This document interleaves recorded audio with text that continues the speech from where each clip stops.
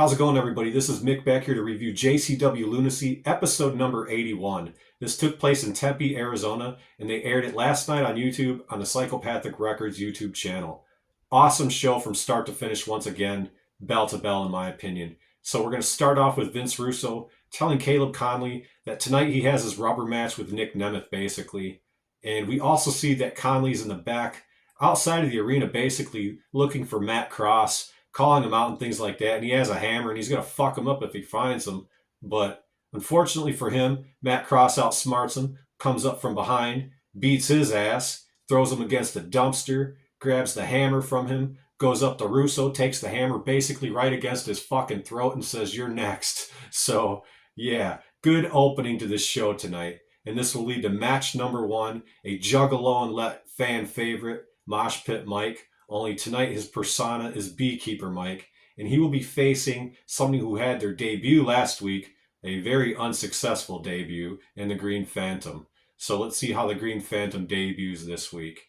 Mosh Pit Mike comes out to a thunderous ovation from the crowd. They love this guy. The Green Phantom comes out and even gets a pretty decent ovation as well. Does a nice pose by the entryway and things like that. He eventually gets to the ring, starts to cut a promo. I believe he got up on the turnbuckle and did like another pose for the fans. He jumped down, and I believe Mosh Pit Mike kind of did like a schoolboy to him and got a very near two count, you know. I thought they were going to job him out really quick again, but they didn't do that. So the Green Phantom actually ends up coming back, gets some decent offense in, a really nice clothesline. He throws Mosh Pit Mike into the turnbuckle. Green Phantom does another really nice running clothesline. I believe another like couple chops and elbows and things like that. So he will get Mike up onto the turnbuckle, and he hits a move that they call the Phantasm, but he didn't go for a pin at all. He did run the ropes, and he hits a really nice hard elbow drop as well. But once again, instead of going for a pin, he just runs the ropes and does like a pose, if I remember right. So as this is happening, as he's like posing for the fans or whatever, Beekeeper Mike takes full advantage of this, goes into his pocket, grabs a handful of pocket bees, throws it right into the Green Phantom's face, ends up rolling him up for the 3 count. Very good match, quite entertaining, and, you know, the Green Phantom is 0 for 2, so he's either going to go on the worst losing streak of all time if they don't fire him first, or he's going to do a complete reversal and go on the greatest winning streak of all time after this. Who knows? Good match, though, all things considered. Backstage, the best interviewer in the business, Mad Mac Davis, is interviewing Big Vito, asking him about his cousin, where he's at, and all of this kind of stuff, you know. Told him he should have been there for him last week, and he wasn't. Vito's getting a little angry and telling him basically stay out of family business. We're still backstage, and we see Vito's cousin show up, you know. And Vito starts busting his balls about last week, asking where he was at, why didn't he show up and all of this. And his cousin basically tells him, sorry, he was too busy fucking 2 broads. Backstage, we see Kerry Morton on the phone and Mac Davis walking up to Kerry. And he's kind of curious on who Morton is talking to. Of course, Morton is a dick to him and tells Mac Davis he's talking to his wife. So pretty soon after that, Jeeves and EC3 come along. And Kerry Morton is telling EC3 that he wants a match with him. But then kind of Jeeves just cuts off EC3 and is like, man, this guy ain't even worth your fucking time. And if Kerry Morton wants a match with you, he's got to make it through me first. So we're going to look forward to that match tonight. Kerry Morton versus Jeeves. So we'll get straight back into the action with match number 2. This is Kerry Morton versus Jeeves. I'm just going to say, man, the crowd is absolutely hot for Jeeves. Jeeves can do no wrong at this point. And he has a really good match with Kerry Morton. Goes back and forth both ways. Jeeves gets in a lot of his good stuff. Morton gets in a lot of his stuff as well. Also on this match, we have EC3 on commentary. And he's kind of explaining to everybody his relationship with Vince Russo and how they're buddies and how they know each other and they're just friends and all that good stuff. So as I said, this match goes back and forth quite a bit. Jeeves will end up firing up, man. He hits a really nice stinger splash, but is eventually stopped by Kerry. So as I mentioned, you know, Jeeves got in a lot of his good stuff in this match. He hits a really nice stinger splash. There's another sequence where he hit another couple like combinations of clotheslines, and then he hits a really nice tornado DDT for a 2 count. Jeeves tries to go for the one percenter, but is not successful. Kerry Martin instead hits the kiss it goodbye knee strike to the face for the 1-2-3 and beats Jeeves on this night. After the match, there is a pretty funny schmaz in the ring because EC3 and Kerry Martin end up having a quick stare down, but Jeeves comes up from behind Kerry and gives him a really hard kick to the fucking balls. And then EC3 gives Kerry Martin the old finger poke of doom, and he falls down right over Jeeves, who's like on all fours, so he could trip over the back of him. And it was pretty funny. So good ending to this match. Backstage, we see Violent J talking with the Green Phantom, like, what the fuck, man? We've given you all this promo time. I seen you in Japan. You were a fucking stud over there. You come here and you're a dud. So what the fuck? And then he basically tells him, one more chance. We're giving you one more chance, and if you lose, you're out of here. So we'll see what happens for the Green Phantom his next go around. So we're still backstage, and we see that Choppa City has returned to JCW, and it's nice to see them back again. For those that aren't familiar with Choppa City, they are the Rocky Mountain Pro Tag Team Champions, and they say that tonight they're going to call out the JCW Tag Team Champions, Too Tough Tony and Willie Mack. So now we're still backstage. We have Luigi Primo approaching Vito, and he says he's been busy watching all these Italian movies, The Godfather, Casino. He goes down a list of these movies that he's been watching, and he's learned about the Italian necktie, and that he's going to deliver the Italian necktie to the Brothers of Funstruction tonight. And Vito is all too pleased with this news. So he says, man, this guy always comes and he has a lot of good things to say to me, but he never brings me a goddamn pizza. Match number 3, we have another debuting wrestler in JCW. This guy is called 40 Winks, and that's Forty Winks. So this is a wrestler who has narcolepsy, and he constantly is falling asleep. And it's pretty funny, and it's pretty entertaining. And I'll just say his fucking pajamas are fucking awesome. So, yeah. So 40 Winks is facing Luigi Primo tonight. Awesome match, man. Both guys get in their stuff. Kind of a funny gimmick, but this guy can wrestle. You know, he's entertaining. Luigi Primo got in all of his good stuff, too. I thought Luigi was going to win this match, but 40 Winks ends up pulling it out. So, congratulations on your very first win in JCW, 40 Winks. Luigi still looked pretty good, though, in defeat. So, I'm hoping that they're going to turn the corner with Luigi and have him start winning some matches here pretty soon. But we'll see. He even shakes 40 Winks' hand after the match, congratulating him. So, cool match. Nice debut. So, match number 4 will end up being for the JCW Tag Team Championship. Choppa City will come out first. They'll get in the ring. They'll start cutting a promo, and they'll call out Too Tough Tony and Willie Mack and basically tell them that they want a shot tonight at the JCW Tag Team Championship. So Willie Mack will come out first, and then Too Tough Tony comes out, and he does this thing where he goes around the ring and he gives everybody that's all enough a nice little swig of the Bacardi. Too Tough Tony asks Choppa City who the fuck they are, and that was kind of funny. But Willie Mack takes the microphone and says, hey, you know what? We will give you guys a shot at the Tag Team Championships tonight. So they had a really cool match back and forth. I like Choppa City. They're entertaining. Back and forth match. Hard-hitting action both ways. Both guys looked really good. I'm just going to go straight to the end of it. Too Tough Tony did a really, really brutal flaming fist meteorite. And I'm talking a brutal one, man. Like, it caught dude's hair on fire a little bit, man.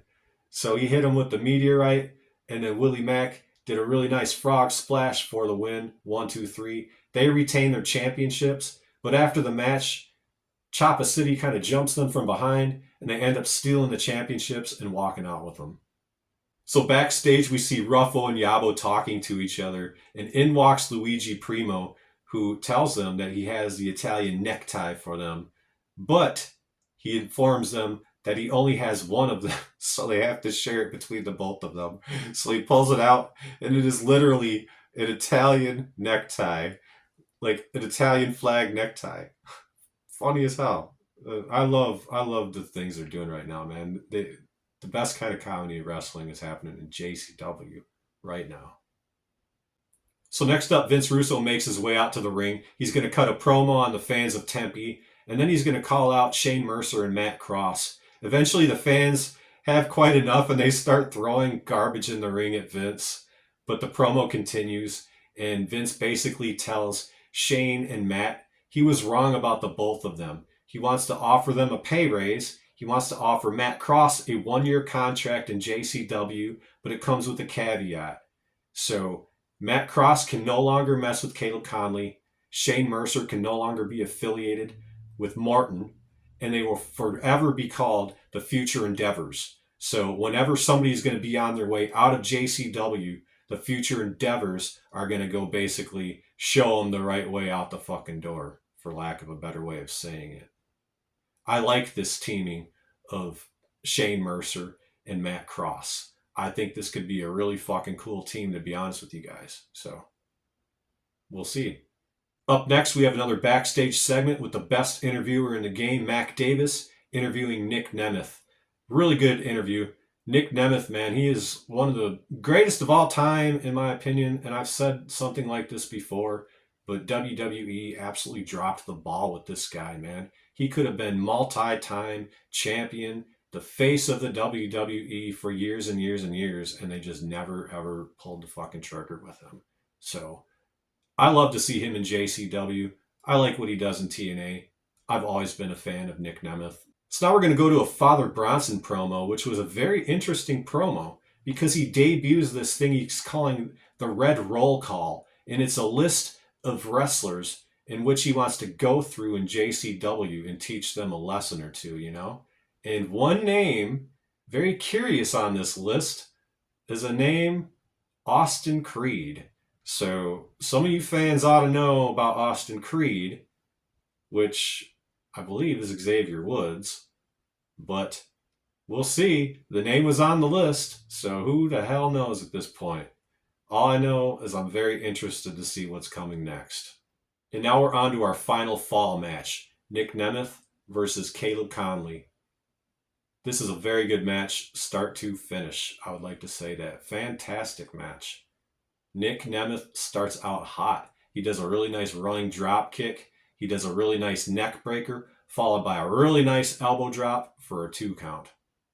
Eventually, Caleb does get control of the match, and the fight spills out to the outside of the ring, where they both kind of go back and forth for a little bit before going back into the ring. Caleb will get into the ring first, and then Nick Nemeth will kind of get onto the apron, and Caleb does this absolutely gorgeous spinning like roundhouse sweep type of thing to Nick Nemeth, who lands basically on the outside of the ring again. Back into the ring, Caleb Conley sends Nick Nemeth sternum first, man, basically chest first into the turnbuckle like Bret Hart style, and then he nailed a really nice fucking senton for a close 2 count. After some more back and forth, Nick goes for what I think is going to be the danger zone, but Conley kind of dodges and does a really nice spinning back fist for another close 2 count. I like that spinning back fist that he does. They'll fight back and forth a little bit more, and Caleb Conley will try and go for the burning hammer, but Nick Nemeth slides out of it and ends up going for a backslide for a really close 2 count, actually. Nick is going to run off the ropes and go for a famouser, but he's countered with a fucking thunderous power bomb from Caleb Conley, man. Bam! Just a nice sitting power bomb for a very, very close 2 count. Caleb picks him up and goes atomic drop and hits the atomic drop, but Nemeth almost immediately gets him with a famouser as well and gets a very close 2 count. Nemeth will then hit him with a very good super kick for another 2 count. So Nick is going up to the top rope, and I have this written down as Caleb Conley did this really fucking nice rolling European uppercut to Nick Nemeth, who then got hung up on the top rope. And maybe it wasn't a European uppercut, but it was definitely a rolling, like a palm thrust, if anything. It was fucking nice, though. So they're battling up on the turnbuckle a little bit. Nemeth will battle his way off and will knock Caleb down to the mat. And Nemeth will try and go for a really nice fucking elbow drop, but Caleb Conley just rolls out of the way just a little bit and just enough to grab him and roll him up for the pin and the 3 count. Fantastic match. Go ahead and watch this one from start to finish. Just do yourselves a favor, man. Go and watch this match. These guys work fucking wonderfully together in the ring. excellent show again, excellent match. My final thoughts on this week's episode of JCW Lunacy, episode 81. Just a fantastic show from start to finish. Vince Russo doing the best work of his entire career, I think. And I know that's hard for some people to think about and say because of all the things he's done in the past with the Attitude Era. But that was a long, long time ago, man. And this is present day, and he's doing some really fucking good stuff with Juggalo Championship Wrestling. The entire roster from top to bottom, they work their ass off. They fucking have great matches each and every week. And I'm not lying to you guys. In the 2 hours I watch this show, I don't even get up and take a piss break. I don't get up and do anything. Okay? I sit in front of my fucking TV and I watch it for 2 fucking hours, you know? And I can't say that about a lot of shows, but I do with this one. So the Tempe, Arizona crowd was hot and just an overall great show once again. I thank you guys for your time. Please give the video a like, share it down the line, and leave a comment because that helps the algorithm, that helps people see the video and all of that. So thank you very much, guys. We'll see you the next time around and have a great day.